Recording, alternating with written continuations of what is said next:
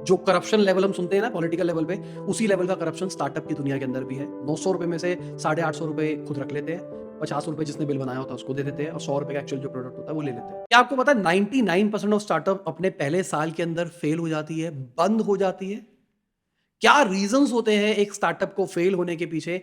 आज की वीडियो में हम बात करेंगे। सबसे पहली और एक इंपॉर्टेंट चीज है पुअर मार्केट रिसर्च। आपको आइडियली एक स्टार्टअप शुरू करने से पहले मार्केट रिसर्च करनी चाहिए। आपको जानना चाहिए जो आप करना चाह रहे हो क्या वो लोगों को पसंद आएगा या फिर नहीं आएगा। मान के चलते हैं मैं मार्केट के अंदर एक जूते बेचना चाहता हूं, तो मुझे जानना है कि मुझे कौन से जूते बेचने हैं। क्या मुझे स्नीकर्स बेचने हैं या फिर मुझे लेदर बूट्स बेचने हैं, मुझे क्या बेचना है? पहली चीज मार्केट रिसर्च मुझे ये बताएगी। दूसरा मुझे बताएगी कि अगर मैं स्नीकर्स बनाना चाहता हूं तो मेरे को किस टाइप के स्नीकर्स बनाना चाहिए, मेरे को किस प्राइस सेगमेंट में बनाने चाहिए। इंडिया के अंदर अगर मैं इंडिया के अंदर बेचने की कोशिश कर रहा हूं, इंडिया के अंदर किस कैटेगरी के लोग हैं जो कि स्नीकर पहनते हैं और वो स्नीकर के अंदर क्या इंपॉर्टेंट चीज देखते हैं। क्या लुक इंपॉर्टेंट है या कंफर्ट इंपॉर्टेंट है? जो कस्टमर मुझे लेने वाले हैं वो कहां पे रहते हैं? क्या वो टीयर 1 में है, टीयर 2 में है, टीयर 3 के अंदर है? अगर टीयर 3 के हो गए तो प्राइस, प्रोडक्ट की क्वालिटी सब कुछ उसके हिसाब से हो जाएगा। अगर टीयर 1 के अंदर है तो मेरा प्राइस, प्रोडक्ट की क्वालिटी और बेचने का तरीका भी अलग तरीके का हो जाएगा। अगर मैं टीयर 1 के अंदर बेचूंगा तो शायद मैं एक ऑनलाइन स्टोर पे भी बेच सकता हूं, पर अगर मैं टीयर 3 के अंदर बेच रहा हूं तो ऑनलाइन स्टोर पे बेचना रिलेटिवली मुश्किल हो सकता है। शायद मैं जो एग्रीगेटर प्लेटफॉर्म है, मीशो वीशो टाइप्स, उसको ट्राई कर सकता हूं। पर आइडली अगर मैं टीयर 3 सिटीज के अंदर जाना चाहता हूं तो मैं अपना खुद का ऑफलाइन स्टोर खोलना चाहूंगा या फिर जो ऑफलाइन स्टोर वाले हैं उनके पास अपना प्रोडक्ट रखवाना चाहूंगा। तो ये जो मार्केट रिसर्च है ना, ये बहुत ही इन डेप्थ चीज होती है।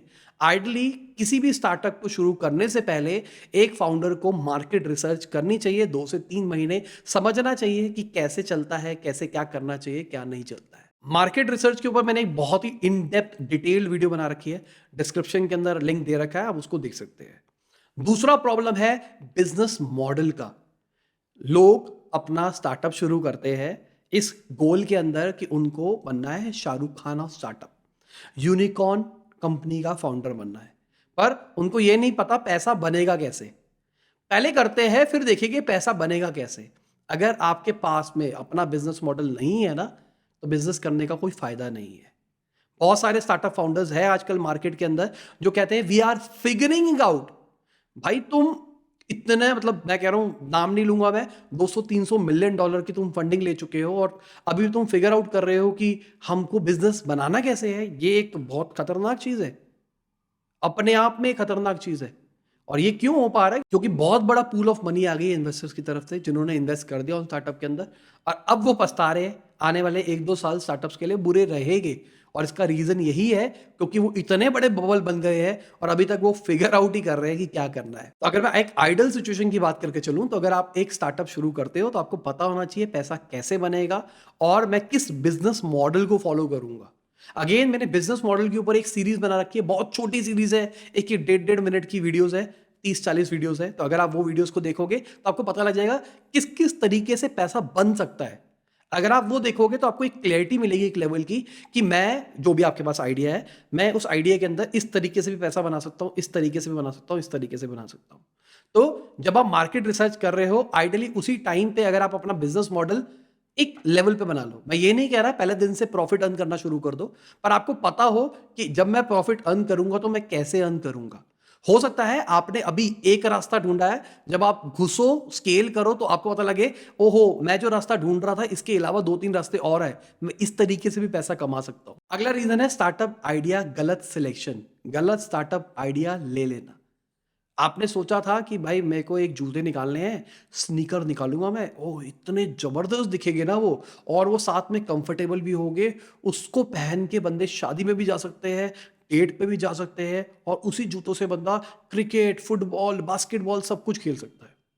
तो आपने इंजीनियरिंग लगाई, सब कुछ लगाया और इतना जबरदस्त जूता बनाया जो कि सब कुछ मैच कर रहा है, पर उस प्रोडक्ट का प्राइस निकल गया 50-60 हज़ार रुपए, ये आपकी कॉस्ट थी। जब उसको बेचने के लिए मार्केट में गए तो आपको पता लगा लाख रुपए का प्रोडक्ट बेचना है, पर मार्केट में लाख रुपए में आपका कोई प्रोडक्ट लेने वाला है ही नहीं। तो आपको लगा भाई मैं तो आग लगा दूंगा, पर असली में आपने अपनी साइट को मायोपिक कर लिया। असली में एक मेथोडोलॉजी होती है जिसको हम कहते हैं लीन मेथोडोलॉजी, जहां पे हमको जो भी चीज एग्जीक्यूट करनी होती है, हम सबसे पहले टेस्ट करके देखते हैं वो चलेगी या फिर नहीं चलेगी। अगर वो चलता हुआ अच्छा रिस्पॉन्स आता है तो हम आगे बढ़ते हैं, फिर हम एक और एक्सपेरिमेंट परफॉर्म करते हैं, अगर वो चलता है तो फिर हम आगे बढ़ते हैं। तो हम क्या करते हैं, हम सीधा एक जूते ऐसे नहीं बना रहे थे जो कि सब कुछ करते हैं। सबसे पहले हम जूते निकाल के मार्केट में देखते हैं क्या लोगों को जूते चाहिए। हम अच्छे जूते बना के देखते हैं जो कि लुक में अच्छे दिखते हैं, क्या लोगों को अच्छे लग रहे हैं, ठीक है। फिर हम दूसरा बना के देखेंगे जो कि कंफर्टेबल है, शायद लुक में उतने अच्छे नहीं है, क्या लोगों को बिक रहे हैं, हाँ बिक रहे हैं। हम एक सैंपल टेस्ट निकाल के देखेंगे जहां पे उन दोनों का हाइब्रिड निकालेंगे, क्या लोग ले रहे हैं, हाँ ले रहे हैं। अब हम उसको स्केल करेंगे, उसके अंदर और लुक्स इंप्रूव करेंगे, अलग वेरिएशंस निकालेंगे। इस तरीके से जाने का रास्ता होता है अगर मैं एक रियलिटी की बात करके चलूं। अगला रीजन है फीडबैक लूप ना होना, और ये एक बहुत बड़ा फेलियर है, और ये मैंने माइंडसेट वाली वीडियो के अंदर भी कवर किया है जहां पे मैंने समझाया था कि फाउंडर्स के माइंडसेट में क्या दिक्कत होती है। तो यही रीजन मान के चलो स्टार्टअप के फेलियर का सबसे बड़ा रीजन है। जो अभी मैंने लीन मॉडल वाला लॉजिक बताया ना, कि आपने कुछ निकाला, लोगों से फीडबैक लिया, चीज चलेगी या फिर नहीं चलेगी, फिर आपने आगे किया, फिर आपने फीडबैक लिया, फिर आगे किया। ये जो फीडबैक लूप है ना, इसी से एक स्टार्टअप नेक्स्ट लेवल प्रॉफिटेबल पहुंच पाता है। तो अगर आप फीडबैक लूप की तरफ नहीं जाते तो फेलियर के चांसेस हो जाते हैं। और फीडबैक लूप में ना जाने का एक बहुत बड़ा रीजन है, जो कि अगला पॉइंट है, वो है हाइपर स्केलिंग। हाइपर स्केलिंग मतलब मेरे को अपनी कंपनी को इतना तेजी से बढ़ाना है, लॉस हो प्रॉफिट हो मुझे कोई लेना देना नहीं है, मेरे को अपना रेवेन्यू बढ़ाना है। आज हमारी कंपनी 100 करोड़ का रेवेन्यू कर रही है, मेरे को अगले क्वार्टर के अंदर 400 करोड़ रुपए लेके जाना है, 500 करोड़ रुपए लेके जाना है, बात खत्म। क्या उसमें प्रॉफिट बनेगा या फिर नहीं बनेगा, नहीं, अभी तो भाई हम ऑडियंस इकट्ठी कर रहे हैं। जब एक बार ऑडियंस आ जाएगी फिर हम पैसा कमाएंगे, है ना। आज के बहुत सारे स्टार्टअप फाउंडर्स कहते हैं, पर एक बात समझो, आज आपको जोमेटो या फिर स्विगी सस्ते के अंदर आपको प्रोडक्ट में घर पे डिलीवरी कर रहे हैं। कल को एक नया स्टार्टअप आएगा XYZ या लपास फूड्स करके एक आ रहा है, वो आपको वही सेम जोमेटो स्विगी वाला जो प्रोडक्ट है, वो जो आपको जोमेटो स्विगी पे 100 रुपए का मिल रहा है, वो आपको कूपन कोड लगा के 50 रुपए का देगा। आप लोगे या फिर नहीं लोगे, ईमानदारी से बताना।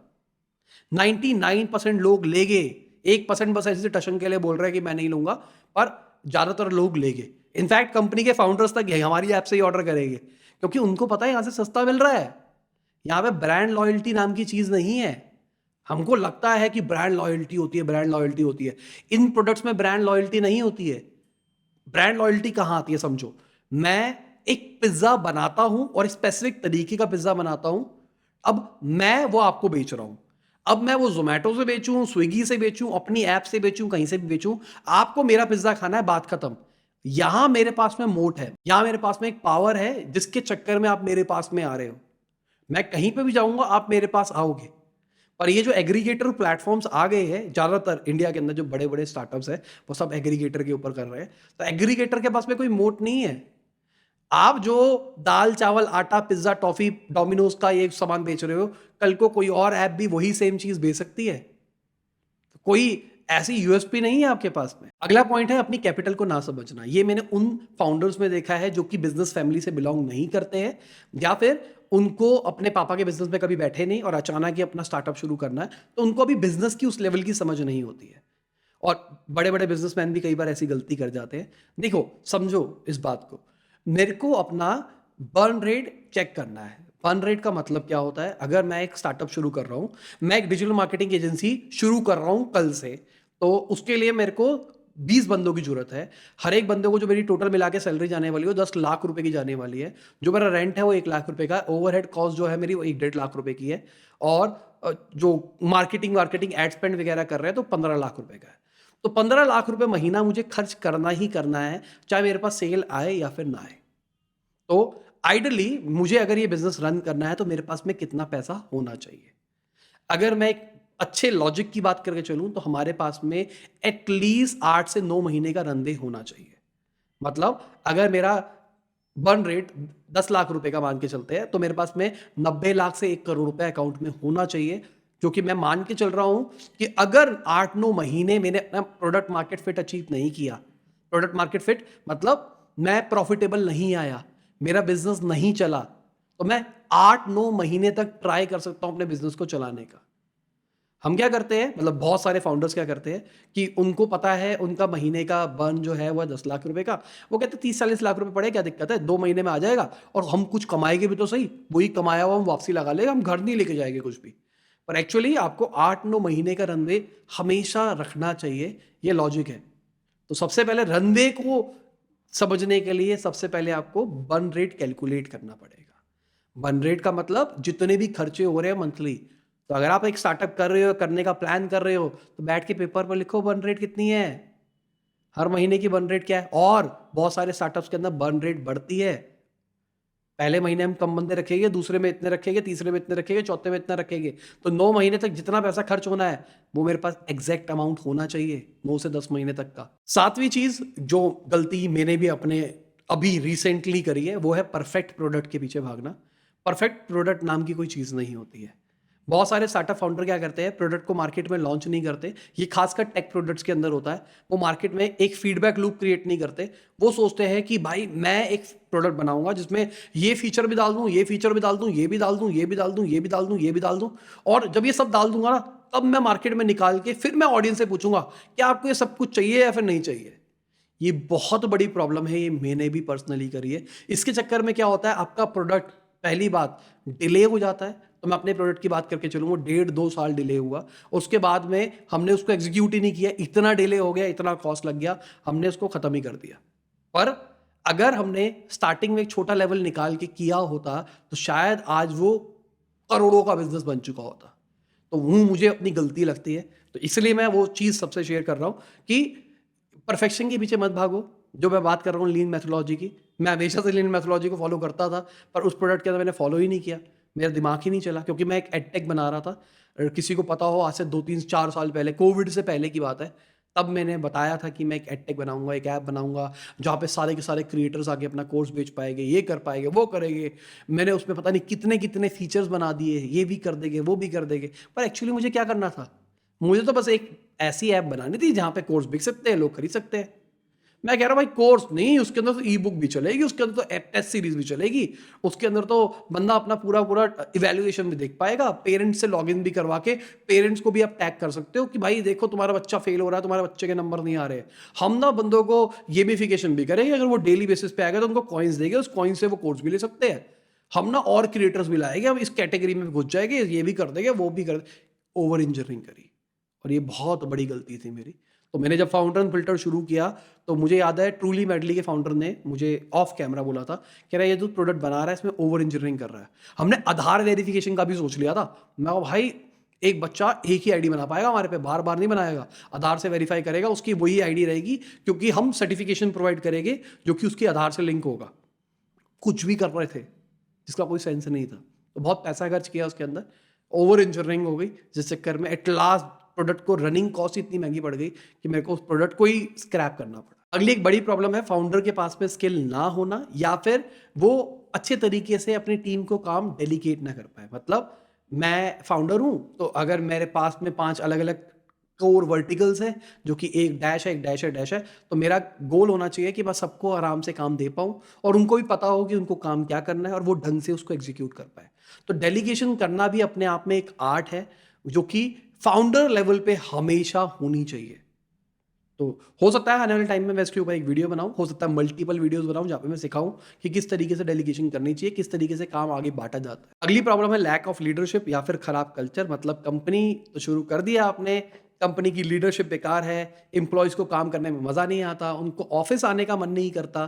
तो अगर ऐसा कल्चर क्रिएट हो रहा है, आपके एम्प्लॉयज आपको रिस्पेक्ट नहीं करते, मुंह पे सही रहते, पीछे पता नहीं पागल आदमी है, ये जो चीजें हो रही है, इसके चक्कर में कंपनी ग्रो नहीं करती है। तो एम्प्लॉयज रिटेन नहीं रहते हैं, जल्दी छोड़ के कंपनी चले जाते हैं, उनको काम करने में मजा नहीं आता, तो एफिशिएंसी से काम नहीं कर पाते हैं, सैलरी पूरी जा रही होती है पर आरओआई नहीं आ रहा होता। तो ये सारी प्रॉब्लम आती है अगर आप में ये प्रॉब्लम होती है। तो अगली एक प्रॉब्लम है जो कि अभी रिसेंटली ऑनलाइन लेवल पे एड्रेस होनी शुरू हुई है, ऑफलाइन पे सबको पता था, वो है बुक्स के अंदर घपला करना। बुक्स के अंदर घपला करने की वजह से ये खासकर जो फंडेड स्टार्टअप्स होती है उसके साथ में होता है, उनका नाम खराब हो जाता है। देखो सिंपल सी बात, मैं एक स्टार्टअप फाउंडर हूँ, अगर मैं कंपनी के नाम पे गाड़ी खरीद लूंगा और उसमें मैं अप डाउन करूंगा। कंपनी के नाम पे मैं ड्राइवर लेके घूम रहा हूँ और मैंने फंडिंग ले ली, तो इन्वेस्टर्स को वो चीज़ अच्छी नहीं लगेगी। इन्वेस्टर नहीं चाहता कि भाई उनके पैसों के ऊपर तुम रेंट, अपने घर का रेंट भी पे करो, तुम गाड़ी भी में घूमो, तुम ड्राइवर भी लेके घूमो, वो नहीं चाहता। वो कहता है भाई अपनी गाड़ी खुद ले लो या फिर ओला उबर से घूम लो, मेरे को कोई दिक्कत नहीं आती, इतना कैपिटल मेरे को नहीं फंसाना है। ये जो बात कर रहा हूँ ये टिप ऑफ द आइसबर्ग है, असली बातें बहुत ज़्यादा डीप है।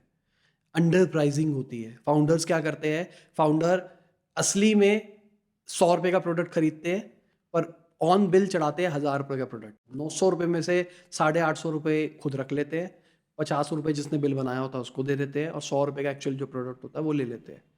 ये जो करप्शन लेवल हम सुनते हैं ना पॉलिटिकल लेवल पे, उसी लेवल का करप्शन स्टार्टअप की दुनिया के अंदर भी है और इन्वेस्टर लेवल पे बहुत ज़्यादा लोग परेशान हैं। बहुत सारे लोगों को ये चीज़ नहीं पसंद आ रही है। ये जो करप्शन आ गया है स्टार्टअप इकोसिस्टम के अंदर, पहले भी था, मैं ये नहीं कह रहा हूँ, पर अब क्या हुआ है, अब जो पढ़े लिखे लोग आ गए हैं, उनको अच्छे पढ़े लिखे तरीके आ गए किस तरीके से चीज़ों को किया जा सकता है। तो ये बहुत बड़ा इशू है जो कि आने वाले टाइम में हमारे स्टार्टअप इकोसिस्टम को भी दिक्कत दे सकता है अगर आए तो। आइदर आप फंडिंग ना लो, अगर आप फंडिंग नहीं ले रहे तो अगर मैं खुद काम कर रहा हूँ, अब मेरा पैसा मेरा है, अब मैं कुछ भी करूँ मुझे कोई फर्क नहीं पड़ता, मुझे को कोई नहीं रोक रहा है।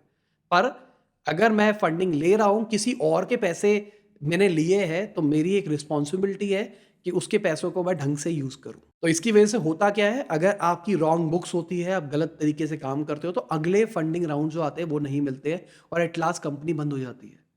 और आपको लगता है ना अगले फंडिंग राउंड नहीं मिलते, एक लेवल के बाद में कंपनी को तो फंडिंग मिलती रहेगी। आसमी ग्रुप के बारे में पता है ना, खत्म हो गया था आसमी ग्रुप क्योंकि उनको फंडिंग नहीं मिली थी। मैंने इसके ऊपर वीडियो बनाई थी आसमी बाजार के ऊपर, आप देखना उसको, उसमें आपको समझ में आएगा। और सबसे आखिरी एक बोनस टिप देना चाहूंगा सभी को, प्लीज भाई अगर आप एक स्टार्टअप फाउंडर हो तो फुकरे मत बनो यार। टशन मारने के लिए स्टार्टअप शुरू मत करो, नाम मत खराब करो स्टार्टअप का। आज के टाइम पे मैं खासकर डिजिटल मार्केटिंग एजेंसी की बात करके चलूँ, हर गली गली में डिजिटल मार्केटिंग एजेंसी लोग खोल के बैठे हैं। लोग कोर्स करते हैं, कोर्स करने के 2 महीने के बाद कहते हैं I am I agency owner, founder लिख देते हैं, फाउंडर कंपनी का नाम, और कंपनी का रेवेन्यू क्या है, कुछ भी नहीं है, सेल होती नहीं है। या फिर 1-2 क्लाइंट पकड़ लिया आपने रिटेनर वाले 20-20 हज़ार रुपये के, 40 हज़ार रुपये आप कमा रहे हो और 40 हज़ार के ऊपर आप एजेंसी खोल के बैठे हो। तो इसकी वजह से क्या होता है, जब टू मच सरप्लस चीज़ें हो जाती है ना तो उसकी इज्जत खत्म हो जाती है। जैसे आज के टाइम पे हम कहते हैं ना इंजीनियर तो हर जगह बैठे हैं, वही आने वाले टाइम में स्टार्टअप फाउंडर्स के साथ ना हो जाए। तो प्लीज़ जो लोग सीरियस है वही करो, जो लोग सिर्फ टशन मारने के लिए, ठप्पा लगाने के लिए I am a startup founder, serial entrepreneur, वो मत करो। और इसी के साथ आज की ये वीडियो खत्म होती है। उम्मीद करता हूं आपको मजा आया होगा। लाइक कर देना, शेयर कर देना, कमेंट बताना वीडियो कैसी लगी। बाय, गुड नाइट, शब बखैर, खुदा हाफिज़, गुड मॉर्निंग, गुड आफ्टरनून, जब भी आप वीडियो को देख रहे हैं। जय हिंद, वंदे मातरम। मेरे बहुत इंपॉर्टेंट वीडियोस के लिंक्स डिस्क्रिप्शन में दे रखे हैं, आप सारे देख सकते हैं।